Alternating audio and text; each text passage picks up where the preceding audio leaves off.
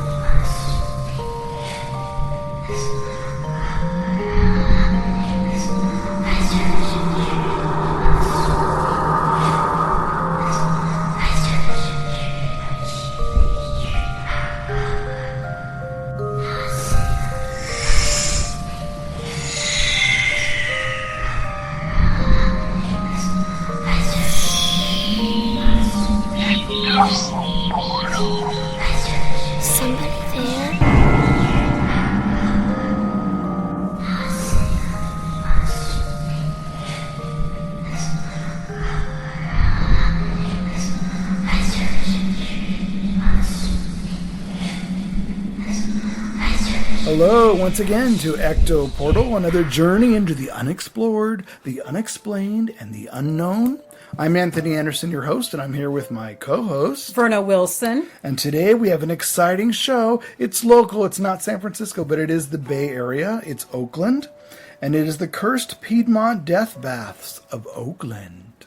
And I don't think that's been covered too much. I've never heard this covered. I've never heard that covered. No, there are a lot of haunted places in Oakland that people haven't covered. Yeah, this is an interesting story. So it's a little local history. The building lasted for years, part of the building in this particular area of Oakland. And those that live in this neighborhood in Oakland, you will be a little bit shocked, but you'll have a little more knowledge of the history of this particular spot. And there are some parts of Oakland you walk through, and it's like a little time warp. Some neighborhoods. Yeah, it is. Oakland's weird really like that, isn't it? Yeah. San Francisco's kind of like that with our pockets, but Oakland has a lot of that. Oakland is really weird. Yeah. I really have these pockets of these little time warps, these old neighborhoods. Yeah. Yep. And then all of a sudden you cross the street and you're back in modern times. It's really weird with Oakland. Yeah. So what have you done lately? Well, actually, besides spending the time with my boyfriend and watching him play, he plays in a group. He's a drummer. We walked around Tilden Park, and it was really cold that day. And we went and walked around and saw the farm animals. And the only farm animals that really came out that day were these cows. They have cows there, and they have a bull there too. And the cows came out because people were bringing food to eat, like celery for them. So the cows really wanted the celery. So they came out for the celery. And then after they ate the celery, I don't think they were too interested after that. You know, there was kids petting them, and they're very gentle animals. But we were walking around. So it isn't a zoo. It's like a petting zoo? No, it's Tilden. Well, Tilden Park has farm animals. Okay, so it's a farm. It's like a little farm zoo thing. I guess it's kind of like a petting zoo. Yeah. They have sheep there. They have pigs. They have cows, and they have goats. And a lot of the animals. It was very cold that day, so the animals didn't really want to come out very much. The sheep came out and stared at everybody, and I pet a couple of them. They were really cute. I love touching their wool. Is what I like to do. I want a sweater. Nah, sweater. Something like that. Can you be my sweater? I love the feel of their wool fur. But there was a large pig hiding in his barn, and the kids people were trying to coax him out, going, "Here, piggy, piggy." He wasn't interested, even with, and I think people had celery to feed them. Bacon. Come on, Bacon. He just wasn't interested. He was sleeping in his little cubby hole, his barn with all the straw. I want a BLT. Get out of here. But can you imagine though? There are people all day wanting to pet you. I would be hiding too after a while. I had my petting max for the day. I was really cold that day, and I turned around. I told Pigs my are cute, boyfriend, though. "Oh, they're cute. Oh, I love pigs. I love all animals, but." The pig, I turned around to my boyfriend. I said, he's hiding back there because it's really cold. I said, I don't blame him. I'd be hiding back there too. Keep warm. Yeah, so it was fun. Some of the animals came out and they were curious, and then some of them just went back into their little hideouts, and I don't blame them. I would too. It was too cold. If it's cold, that's what I would do. Yeah. So that's just, nothing exciting. Just watching fun. the boyfriend play and going to different places. That's fun. Yeah. What about you? As you know, I'm going to Germany and Prague in July with Dave Schrader. Lucky you. Dave Schrader, who's in a lot of paranormal shows. Yeah. Oh, good. One of his tours, I've gone on his tours before. It's about 10, 12 days. We're also going to hit Nuremberg before. But I was thinking, as an investigator, because we're going to go on several investigations in some castles and stuff, that I'm thinking, okay, Germany and Prague, it's trigger, so I'm going to have to learn a few basic German words, maybe sure. for EVP communication. Maybe play a little German music to get some trigger.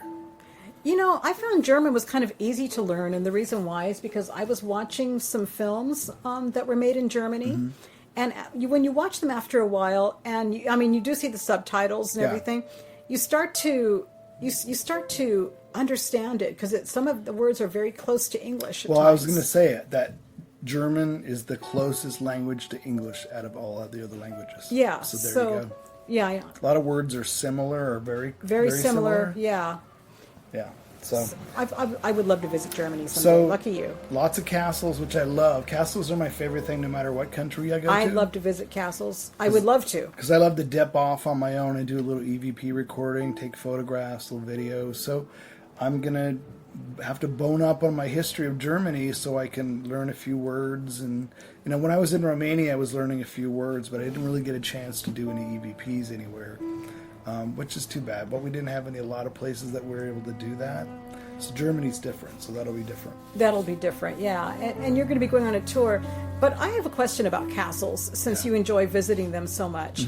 Okay, these are the guided castles that people go to, but what about the castles that are in these different countrysides, like Romania or Ireland, and they don't really have tours? And can you go in them, but you have to be very careful? Wouldn't they be falling apart? Well, no, it all depends. If they're historic castles and they could be owned by a particular rich family, but they've been donated in trust to the country for tourism, and they're upkept by the ticket sales and whatever that keep up the castles so that they don't fall over.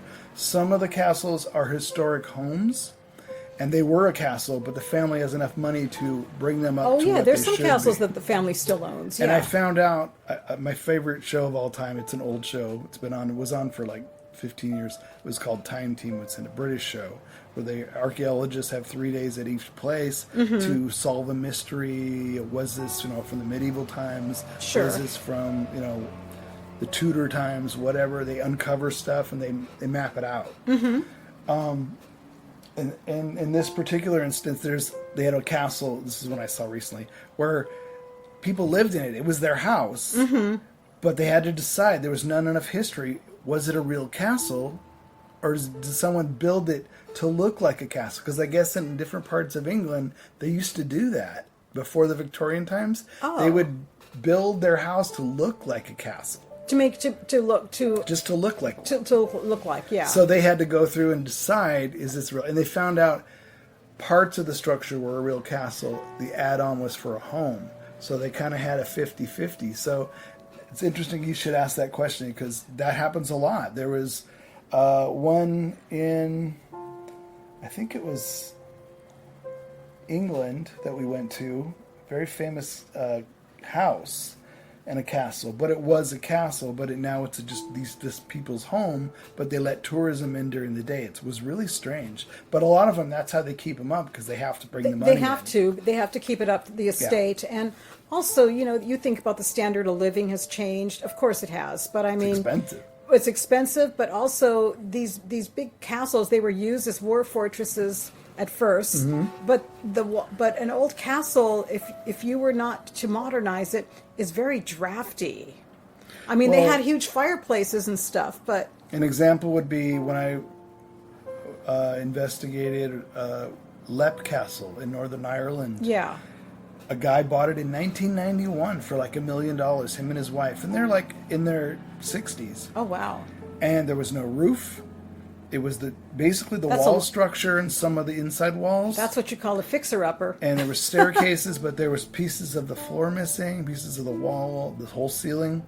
He slowly sectioned off and lived in the castle as they restored the whole thing. They gave it a new interesting. roof. They restored the walls. So I'd be into a project like that. And you could go in and visit. You'll sit with him by the fire. He'll tell you stories. He'll actually ask your name and Very tell you cool. your heritage. Really? Around England and Ireland and Scotland. What tribe you're from. And then he'll tell you I know a little bit about my stories. heritage. But he'll also play my last name, yeah. He'll play some music for you while you're there by the fire. And then you can go explore the castle. I would love that. They live in it, too. Oh, that's cool. So there's another example. Did he tell you something about your heritage? Scottish, Anderson from Scotland. Yeah. And then we drifted down we went over into Ireland. Do you know your tartan and what your I do. your clan name I have is? it. Anderson. Yeah, my tartan, Wilson's tartan is from the Gun clan. Oh, okay. And we have our tartan too.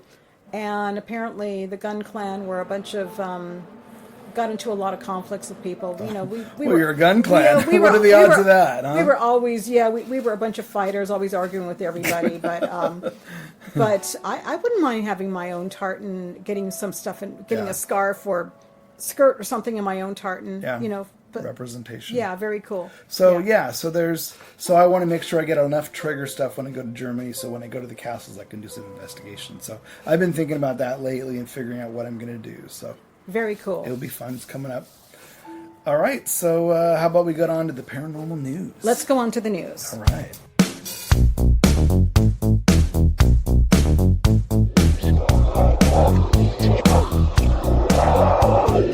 All right, welcome to the paranormal news. You know, I thought this news was actually recent, but it's not. It actually came out in March of last year. So forgive me, but it's still news. So let's go Interesting. ahead. Let's go into it. It's called Devil Dolls, and it's all about a doll painting, and that was cursed. So cursed that this person's pet died and a plague of insects infected the home when he bought it. Oh, lovely. You know, How much makes did he me- buy it for? Does it say? He did. It doesn't say, but you know, it makes me wonder if they just didn't look into the home enough when they bought it. You know. Yeah. But his name is Dan Smith, and he said that it was a bad decision to buy that painting because it cost him sleep, it cost him his health and his peace of mind. Yeah. And he found it in an eBay listing. Ooh. And he ignored a warning from a flea market stallholder that no good can come from the painting. So now he's trying to get rid of it, and he claims that he'll go crazy if it stays in his house. So he said, as a collector of weird stuff, he was struck by the strangeness of the painting. He says it looked adorable with two innocent dolls portrayed in it, but you know, he said that the stallholder was right. There was something wrong with it. Creepy painting. Yeah. So he says, I don't know whose cursed blood was mixed in with this painting, but the powers are strong. It shows an old-fashioned doll and a rag doll on a peaceful green background, which reminded me of spring, of rebirth.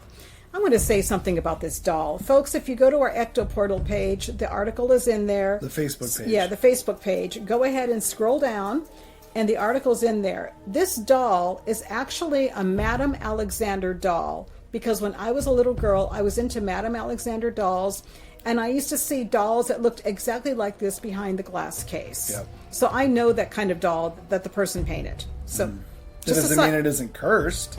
doesn't mean it's cursed. So that, Doesn't mean it's not. no. It just right, but I'm just saying. A side note. I know that doll. You know that doll. Yeah, but he said that after a few days, he was wrong because he was wrong that it was a sweet little painting. He said that his ability to sleep went, his pet, his health, his peace of mind, and he said if the painting doesn't go away, his sanity's going to go. So this was a year ago, so I'm hoping he got rid of the painting by then.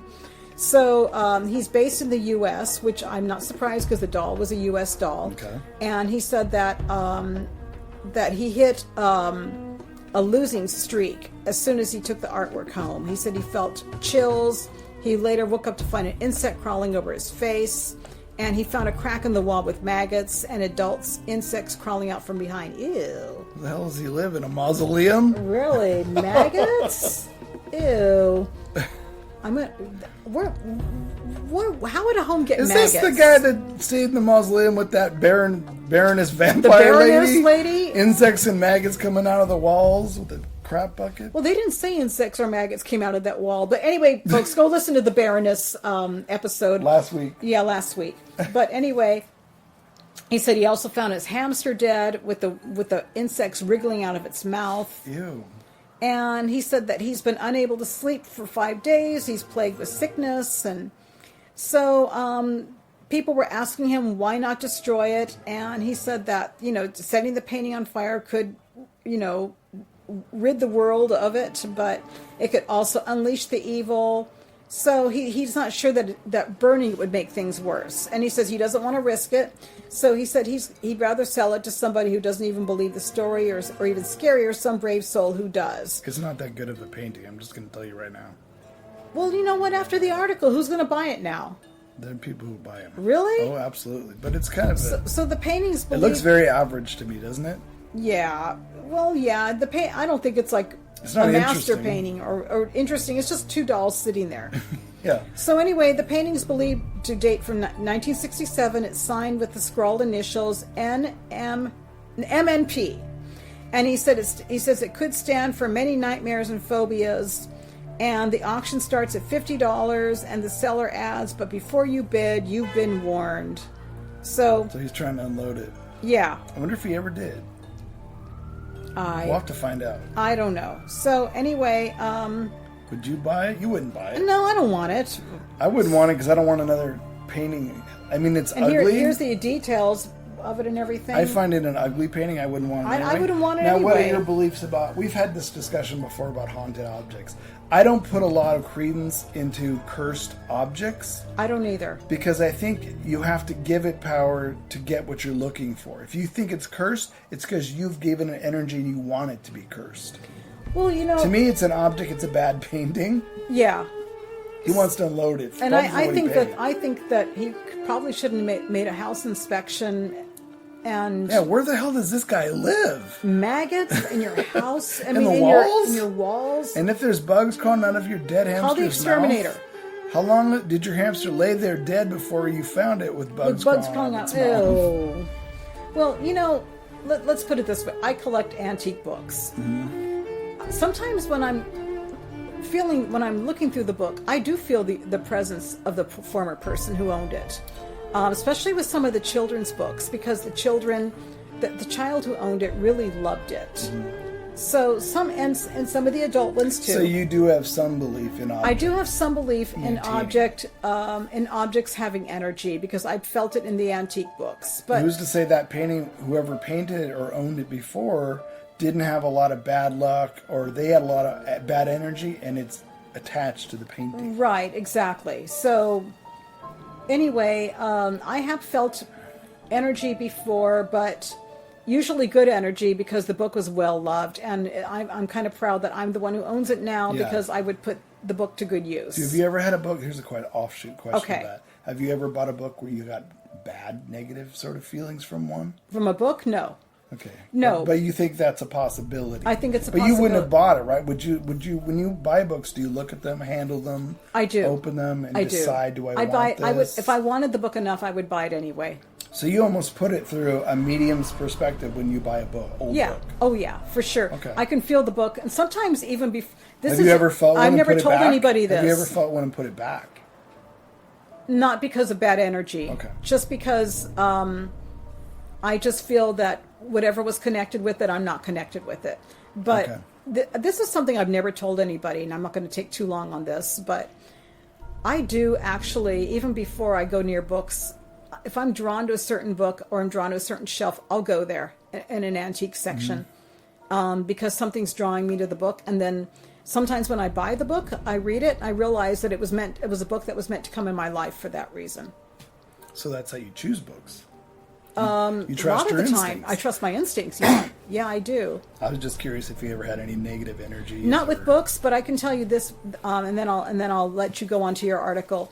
when I've been in a thrift store and I've seen photo albums in a thrift store. Yeah. I've sensed really negative stuff behind the photo Oh, albums. so real people's photographs in an Yeah, antique store. and there was one time I actually was in a thrift store in the Mission, and I was walking and I saw these photos of these people, and I opened it, and all of a sudden I wanted to burst out crying. My hands started shaking, and my sister was with me, and she said, "Oh, are you ready to leave?" I said, "Let's get out of here." Wow. But that's the most I've ever felt something from an object. Interesting. Yeah. Now what do Definitely you have? empathic for materials. Right. Now, my article is about something I'm not a total believer about. It's the Ouija board. There was 28 schoolgirls sent to the hospital in Colombia because they used a Ouija board. Wow, 28 of them. That's a lot of people. All of them using required it. hospitalization, and some of their parents say it's the Ouija board that's to blame. It occurred last month in the town of Galeras when students began fainting, various symptoms related to anxiety. It swept through the school and ultimately led to all the girls being taken to the hospital to get treated. They were always looking for answers. What could have caused the event? One unlikely suspect emerged as several parents suggested that maybe the girls fell ill after playing with the Ouija board. It's uncertain, of course, if the claims are genuine or a result of rumors spreading throughout the community. The head of the school tried to squelch the supernatural suspicions by way of a video message that he said a series of comments were unleashed on the community that, rather than helping solve the situation, led to confusion and adverse environment for our work. It's not the first time that a Ouija board has been blamed for causing Colombian school children to become sick, as an eerily similar case occurred last November of 2022 when another dozen students collapsed after they said they played with the infamous cardboard and plastic device. Now, you know my thoughts about a Ouija board. I do know It's your thoughts about cardboard and plastic. It is what you put into it. You get out of it. It doesn't mean you won't get results. Right. I'm not saying that. Right. You get out of it what you put into it. That's true. And if you want demons and horror, and I'm sure 28 schoolgirls all wanted the devil to come through. Well, also at thrill that of it age, all. if they were schoolgirls, at that age, in adolescence, that's when your clairvoyant powers are extra. Oh, yeah. Are extra bouncing PK off is the high, walls. your preteens. Yeah. Oh, my God. Can you imagine all this kinetic energy? So I'm kind of not surprised it happened because, at that age, and especially 28 of them, with all the energy that they bring in. Yeah. Although it reminded me a little bit of the Crucible. Oh, the Crucible. Oh, yeah. Because you had young girls all doing something silly. Right. They weren't supposed to do, naughty, get in trouble. It's exciting. It's dangerous. And then something happens. And they all get in hysterics. And then when it gets pulled in, you tell us what happened. And they're like, oh my God, do I tell them and get us in trouble? Or do I make shit up? Shows you people haven't changed, No. really. No, little girls, teenage girls haven't changed. So you No. make shit up. And so-and-so saw me there. And, So she was there with you, dancing in the woods. and you remember the movie The Craft. Yes. Of course, a lot of Wiccans I know, Wiccans and witches I know used to call it the crap because they didn't like the It's ideal Hollywood. of Hollywood, Of course not. But anyway, they did show adolescent girls tuning into their powers and gifts, and things start going off the wall. But I do believe it can happen. That if at that age, if you tune into it enough, Who's to things say can the start Crucible was? I mean, obviously that was a fictional, based on the situations of witch trials. But Right. who's to say some of the witch trials weren't just young preteen kinetic energy? Exactly. Crazy stuff happens. Crazy stuff happens. And then they think they're Unfortunately, witches, it of happened course, at the yeah. wrong time and the wrong atmosphere. So I think these 28 girls had a lot of PK kinetic energy, using a Ouija board, freaking each other out. But they had to be hospitalized. Well, I mean, why? You could have over-religious parents, Colombia, saying, "Oh my God, she might be possessed. We have to take her to the hospital, make sure she's okay." But to be hospitalized, don't you have to be like really Panic sick attacks, or something? anxiety. They said anxiety. They were fainting. Okay, anxiety, fainting, right? Hard to say. It was not enough details, but I don't know. I don't know. I think hysteria is catchable. I think you can. It can be If you're catchable. hysterical, you can make someone else hysterical, and vice versa. Or if you were scared and the stress stayed with you, you can develop anxiety. Yeah. Yeah, that's true. So it's hard, but I put it in the same category as the crucible, that kind of stuff. That it's Right. It's preteen, young angst. Unusual things happen with that kinetic energy. It's a poltergeist to come out of that. That's true. So who's to say? But yeah, the Ouija board to me, cardboard and plastic, it's fun to use, and it's interesting what you can get sometimes. But I don't think there's 12 spirits in there waiting to get out when you use it.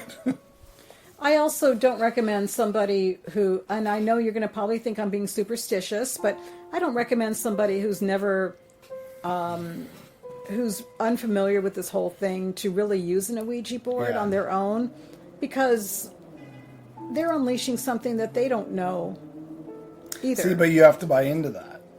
No, I don't think so. I don't think you have to buy into No, it. I think you do. No, I don't. And the reason I say that is because It's like voodoo. You have to give it power. no. I don't believe that, Tony. I agree to disagree. You can agree to disagree. I feel that if somebody has something in them, I feel it can come out anyway, whether you believe in it or not. Okay. But that's okay. It's cool. If I'd be interested to hear what everybody else thinks, if somebody else wants to give their point of view. That's right. And that's why me and Tony make a good team, because we agree to disagree, but we don't make a big stink out of it. Nope, exactly. Yeah. All right, that's the paranormal news.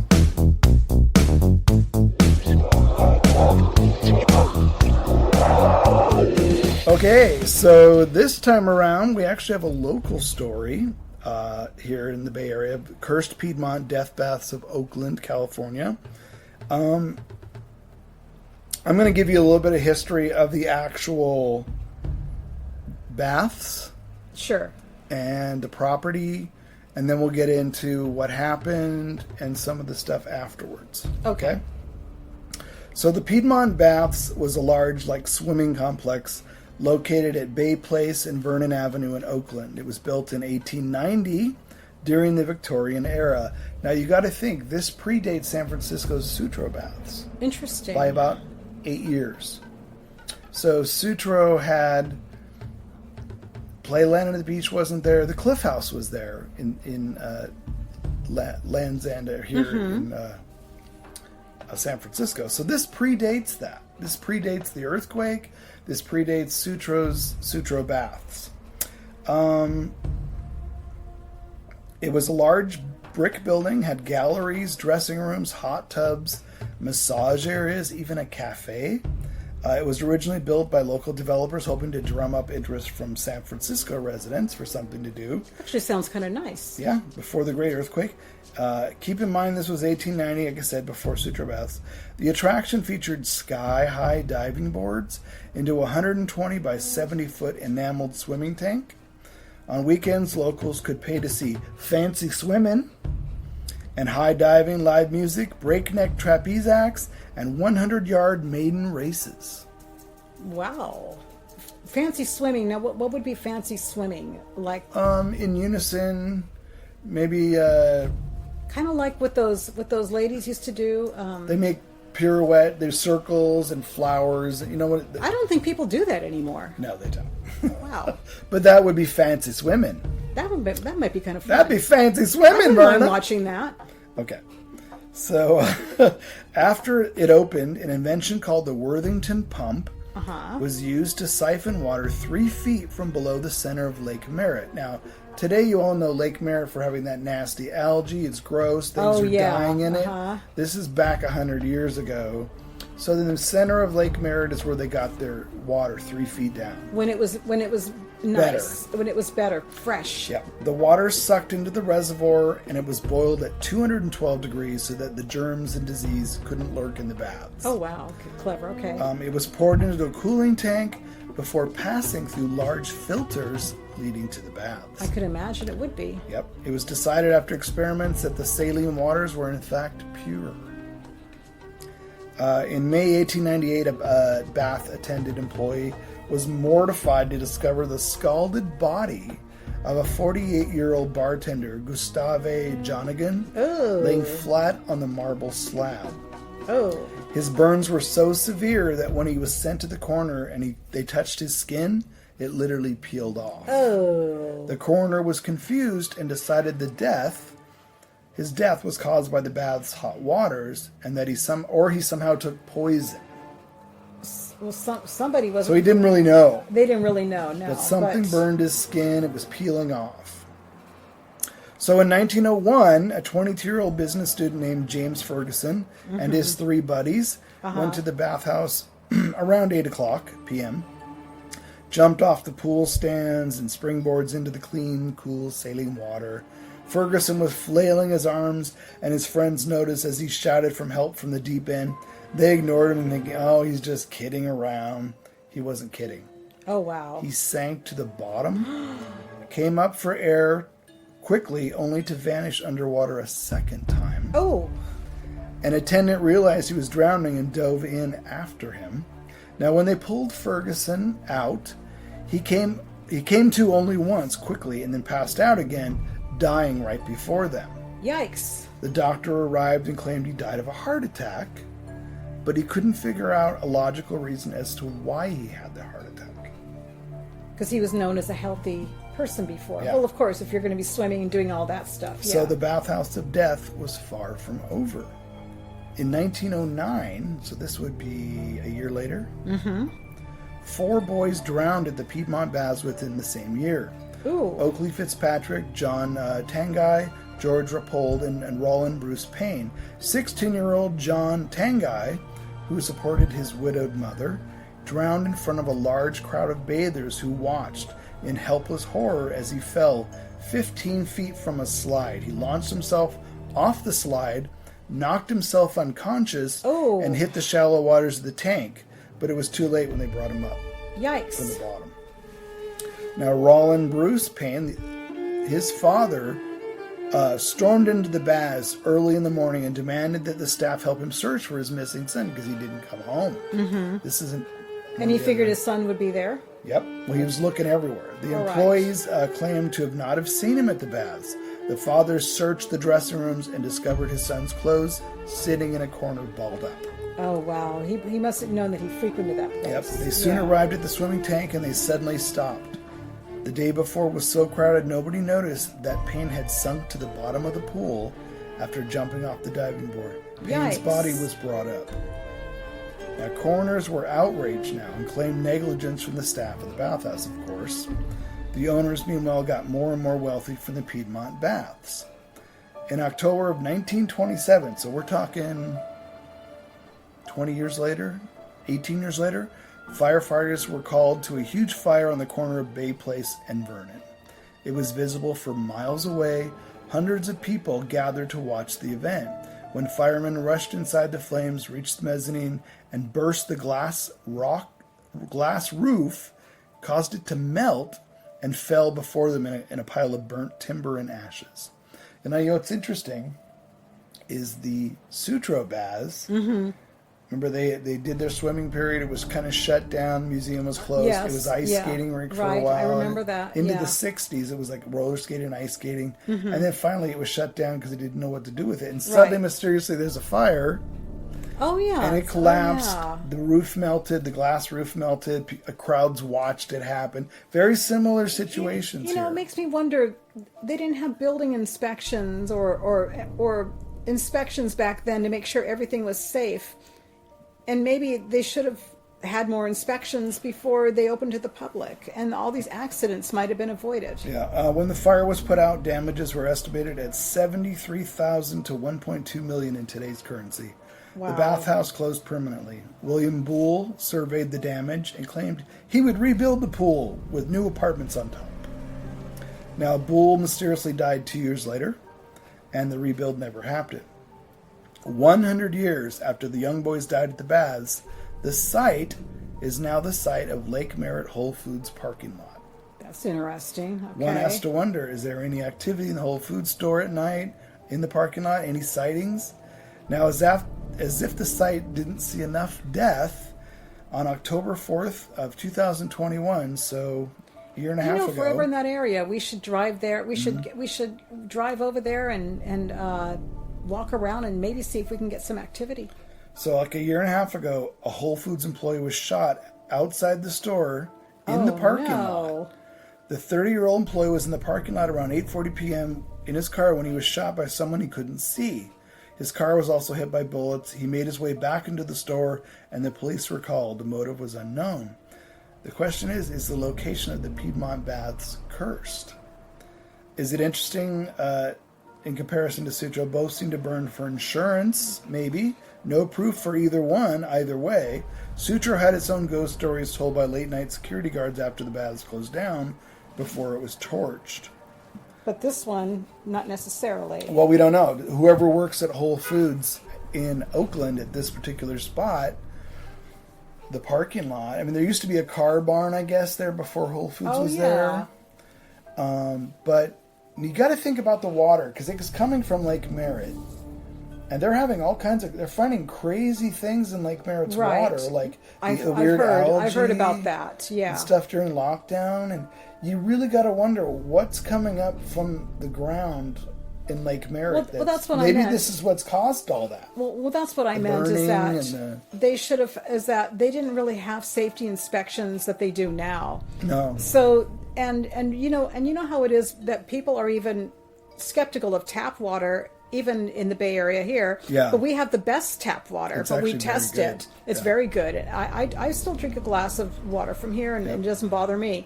But they have to inspect the water to make sure it's safe for everybody. Yeah. And they have what's called OSHA, which means building inspections. Yeah.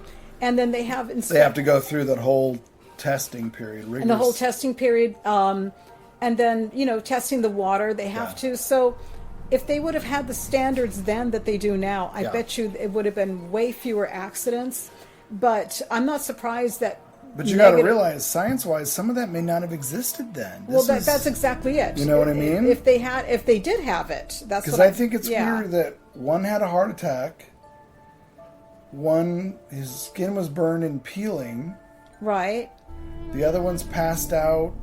But then there were people who did it, swam there all the time, and it wasn't a big deal. Yeah, so it could be a weird allergic reaction. That's true too. People have. Yeah. Maybe there's algae in the water they didn't know about. It could be anything. Could be anything, yeah. It could be cursed. And it also not necessarily the water, but the building too. I mean, if you get water coming from a lake and you have a building built there, there's mold and stuff like that and bacteria. Who's to say? It's things they couldn't see that could be growing there. Right, exactly. Yeah, it could be anything. I mean, I just found it interesting compared to Sutro baths because that was 8 years later, and they kind of had the same ending, the same fate. The big fire, the mystery. Fire. Yeah. Is it insurance? Did he collect the insurance? But then the one guy died 2 years later. Right. And obviously Sutro died before that ever burned down. But so they just assumed that the parking lot could be cursed because that something happened, but that doesn't But then, I hate to say this, but then in the area where it's known for violent crimes. Yeah. It's a shooting in the parking lot would not be doesn't mean of. anything. Yeah. No, but it's interesting local history. I can imagine anybody who lives there, when you go into Whole Foods, you're like, wow, okay, now this is what happened. Here. Sometimes when I walk into a building or a place, I can feel something around the place, and it makes me wonder if I walk through there, would I feel something? I would love to investigate Whole Foods at night after it closed. If they'll let us. Yeah, that wouldn't happen. But, yeah. But then you got the parking lot. I mean, we can walk through during the day and feel something. So yeah. So, but it's interesting. Like I said, the car barn's next door. I wonder what the workers say about it. The people who work there. Yeah, if anybody works at Whole Foods at this particular we'd like store to hear in from Oakland, you. We'd love to hear from you. If you have any experiences or have any stories, maybe you didn't know about the Piedmont baths. Yeah. Please send us an email. Go ahead and tell them the email address. Yep, ectoportal@gmail.com. Yep. And we'd love to hear from you. We'd love to know more. If you or want post to be it on the show. Facebook page or the website. Your opinion. Yep. Or we'll get a hold of you if you want to email us to be on the show. Sure. We could talk about it. We'll talk about it. Yeah. Yep. So I just thought it was interesting that, me digging local history, I'll stumble across stuff. So There's a lot of local history to dig, and I think that you find it from sources a lot of people don't look. So expect more people. Yep, Yeah. exactly. Always. All right, folks, that's another episode of Ecto Portal. I hope you enjoyed this macabre episode. And we will be seeing you next week with another subject. Absolutely. It's just as thought-provoking. Exactly. So we'll see you next week, folks. Have a good one. Bye. Bye.